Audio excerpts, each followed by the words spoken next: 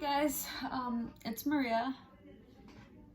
I was going to do Q&A, a get ready with me, so I had to, I had one video filmed, but I thought it was kind of very bad, so I reshooted a different video, which is this makeup look, which also turned out crappy because of the background music. Do you see the light flickering? So now I guess I'm just gonna do my hair on camera. Yeah.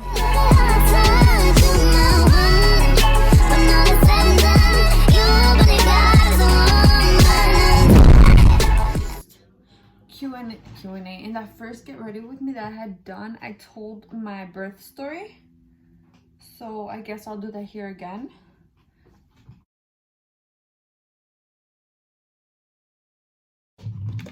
My family didn't really believe that I was actually in labor when I was in labor because I had so many scares in the past that at this point it seemed like it was gonna be one of those times again, and my family didn't really want to deal with it. My parents, they just didn't believe it anymore. And obviously, since it was my first pregnancy, like I didn't know what I didn't know what to expect. I didn't know what I was supposed to be feeling. So any little thing that was different, I went to the doctor. If I feel like it felt weird, it didn't feel right. So I had a doula, and the day before I went into labor was a Thursday, because my baby was born August 30th, which was a Friday. And my doula, she brought me a yoga ball so I could use and I could bounce on it. She told me to do 15 minutes, take a 20-minute break, and do 15 more minutes, and that will help induce my labor. So okay, I was willing to do anything. I was 38 weeks by that point, and my baby was healthy, and they told me that if she would come out early, it would be totally, completely safe. So I did that. The day I gave birth, my family was coming over for dinner, and again, I was on the yoga ball. I started like around 5 in the afternoon, and then around 7 is when I started feeling those Braxton Hicks, which is what I thought, the Braxton Hicks contractions starting up again. And I was like, oh, okay, whatever, like, you know, they're just Braxton Hicks contractions. I'm just gonna keep bouncing on the ball. This is good. I kept thinking, this is good. If I'm getting them, then that must mean that I'm gonna go into labor pretty soon, and it's gonna be easier. So I kept doing that, and then I just kept noticing that my contractions would keep coming closer together and more intensely, and that's not how I had felt them before. So I'm like, oh, maybe I'm actually in labor this time. So I waited till my family left, and they ended up leaving like around 10. And that's when I told my mom, I'm like, Mom, like, I think I might have the baby today. And she's like, she didn't believe me, even though that same day she had called me when she was in the store getting the stuff to make dinner. She called me and she told me, oh, I have a feeling that the baby's gonna be born today. And she said that my little sister started crying, saying that we're not gonna love her anymore because my baby's gonna be born soon. And it was just out of nowhere that day. It's like they had a feeling. So that same day, after everybody was gone, my mom's like, okay, if it really is contractions, real contractions, and you're in labor, go walk around the block. And they had me walking around the block for a while. And she's like, drink this tea. It was manzanilla. And she's like, if you actually are in labor, this should help your contractions come faster and more intensely. And if this does happen, then that means you're actually in labor.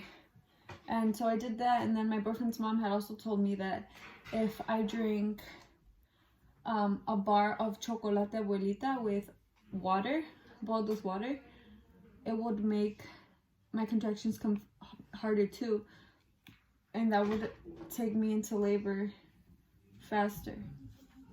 And that's what I did, and I just kept noticing that they wouldn't go away and they wouldn't go away. So I ended up calling my cousin who had had her baby a few months before that, and she's like, oh well, send me a picture of what you look like, and I'll insert that picture right here. And she's like, okay, send me a picture and I'll let you know if you are or not. Like, I think she was just playing around. She was texting with my brother because I was off, like, in labor.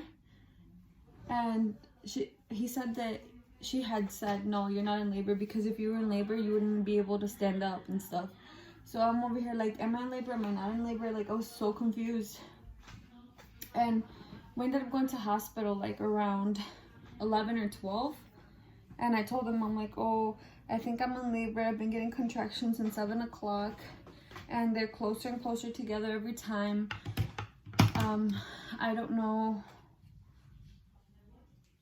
like, what to do, basically. And they took me up to triage, which is where they put the little straps on you and they monitor your baby to see how your baby's doing and stuff, and it monitors the contractions too. So they did that, and they saw that I was in fact getting contractions, and then they put an IV on me. And let me tell you, when you're in labor, you're getting contractions. It doesn't matter if they're the mildest contractions, you're getting the whole labor. When you're laying down not doing anything, they hurt so bad.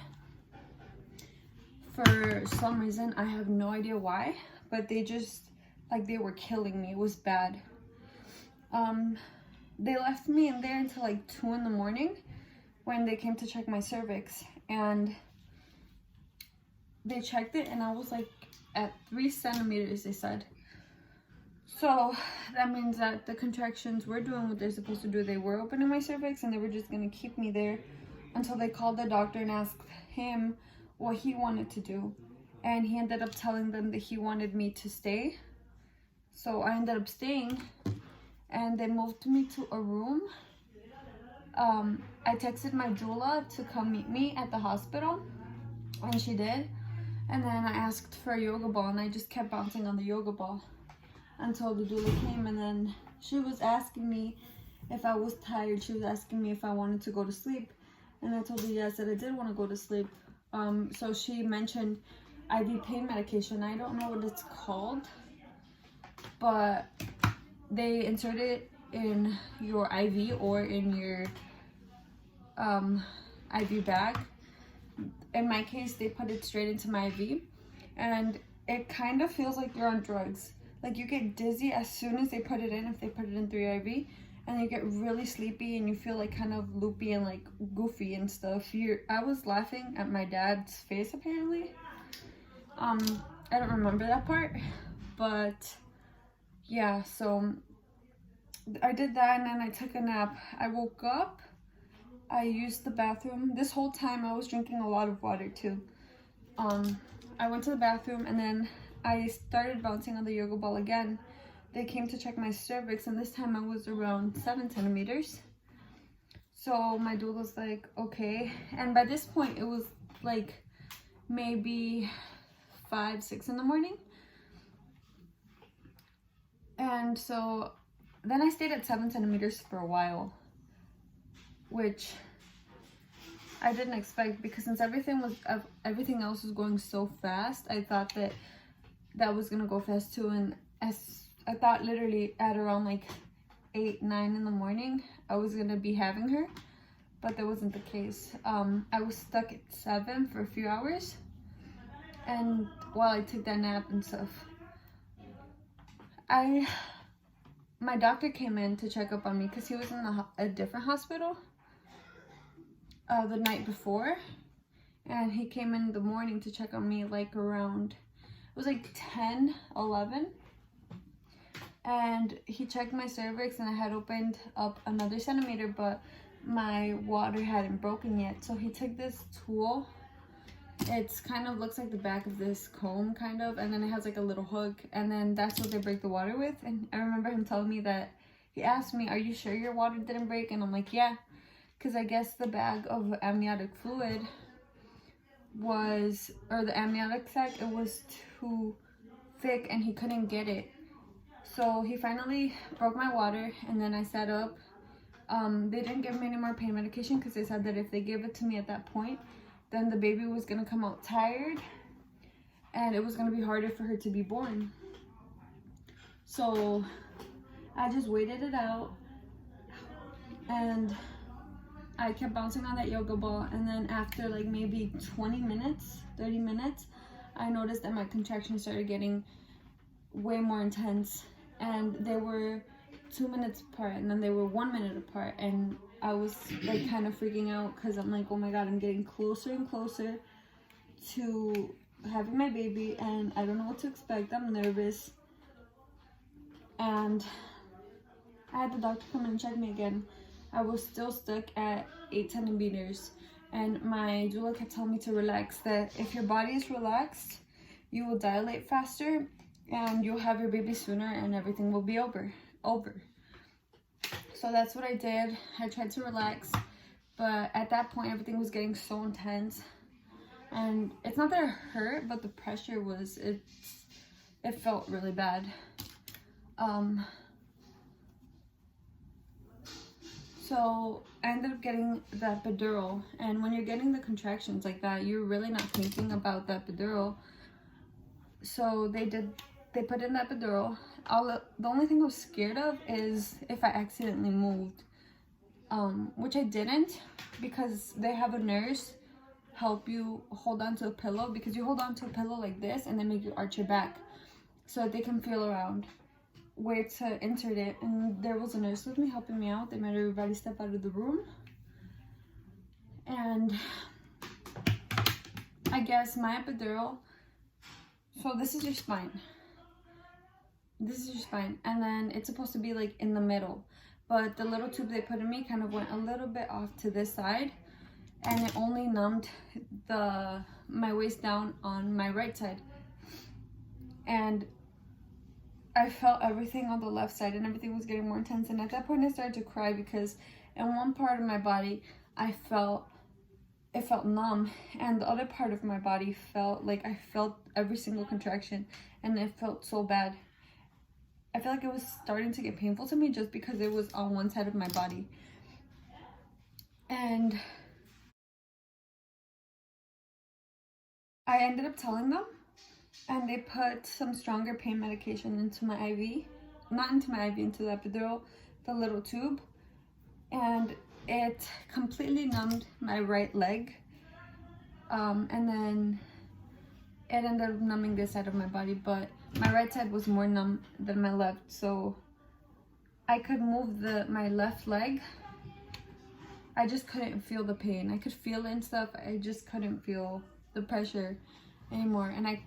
But with my right leg, my leg felt heavy. I don't know, I was just scared, because I asked them if it was normal. They're just like, yeah, because the epidural went to the right side, not to the left. And then that made me feel a lot better, and I got all shaky and stuff, because that's one of the effects. 20 minutes later, my doctor came to check up on me, because they had told him that I got the epidural, and that's when he checked my cervix, and they told him. He checked, and then he got everything ready, because he's like, oh, okay, it's time to push. And I was like, I didn't know what to do. Everything just happened so fast from the time he woke me up to bring my water. He's like, okay, so we're gonna do a few practice pushes. And I was like, okay. And then they count 10 seconds. They make you push for 10 seconds, and then you take a break, and they count with you. I was pushing, and after like 3 practice pushes, he's like, okay, I see the baby's head. He stopped everything, got everything ready, put on his scrubs, because at that point he didn't even have his scrubs on. We continued. I pushed for like from 3 to 5 minutes it was. I don't remember. And I pushed 3 more times, and she was out. And I just remember my boyfriend and my mom left my side, because they went to the baby, since they took her to the little bed thingy I don't know what it's called, to clean her up and like put a blanket on her, wrap her in a blanket and all that stuff. And then I was just left there on the table with the doctor cleaning me up and stitching me up. And I was just alone because I was kind of mad because my mom and my boyfriend really left me, like, after I had a baby. Like, how are you gonna leave me? Like, I know it's a baby. My mom was crying when she saw her come out, but like, what about me? I just went through a lot, so I felt kind of ugh. But luckily my doula was with me that whole time, so that was good. I wasn't completely alone. And then they brought her back to me. They put her in a blanket, and they left us in that same room. They didn't let anybody come visit until they wanted to make sure my epidural had worn off. And it took 3 hours for my epidural to wear off on my right side of my body. 3 hours. My left leg was completely fine, but my right leg wasn't. It was still super numb, and I couldn't get up to move to a different room. So mad that my epidural went in the wrong way, and it wasn't even my fault either because I didn't move at all. It was the lady's fault, the anesthesiologist. But overall, I had a good experience. It was nothing like I thought it was gonna be. I had planned it out totally different. I had a birth plan and everything that I had made with my doula, and everything had come out totally unexpected.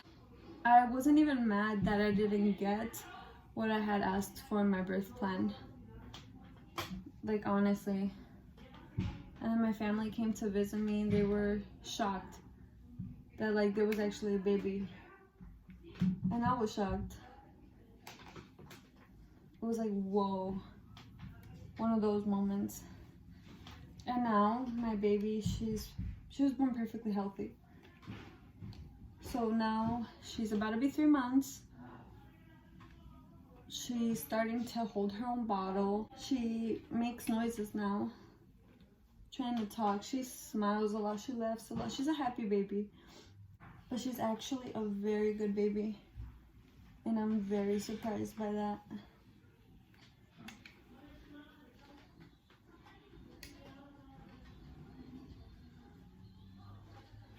And it's funny too because I totally imagine her to be I imagine her to look totally different than she actually looks. Like, she's tan. She's so cute. And then it's funny now because now, like, you can't imagine your life without her because, I mean, she's already, like, part of your family, you know? Like, my sister has even told me, like, I can't imagine walking in here and her not being in here because it's just gonna be weird.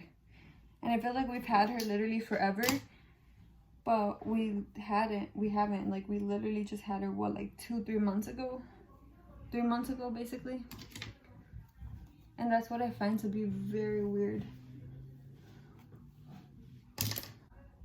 I really didn't know what to do for this video, honestly. This is my 3rd time shooting this video. I was on maternity leave from school, and I started in October. The middle of October is when I went back. So I think it was Labor Day, that Monday that I was supposed to go back. Something like that. And then, so I think it was Labor Day when I was supposed to go back. So we didn't have school that day, and I got myself an extra day. And that Saturday, I was like, you know what? Last year, my junior year, I had looked the worst I've ever looked in school. I wouldn't get ready. I wouldn't do my hair. Like, I was pregnant. I would just be in sweats all the time. I'm like, I want to do something different. So I decided to bleach my hair, and I bleached it on my own. And I was kind of freaking out. I thought like I was gonna burn my hair off, like chemically burn my hair off. But luckily it didn't, and it turned out good. Well, yeah, basically it turned out good for me to be doing it at home alone. but I felt like I looked weird. I didn't like it at first. So like that next day on Monday, I think it was Monday, I went to Sally's, which is like a beauty store basically, where I get my dyes and stuff.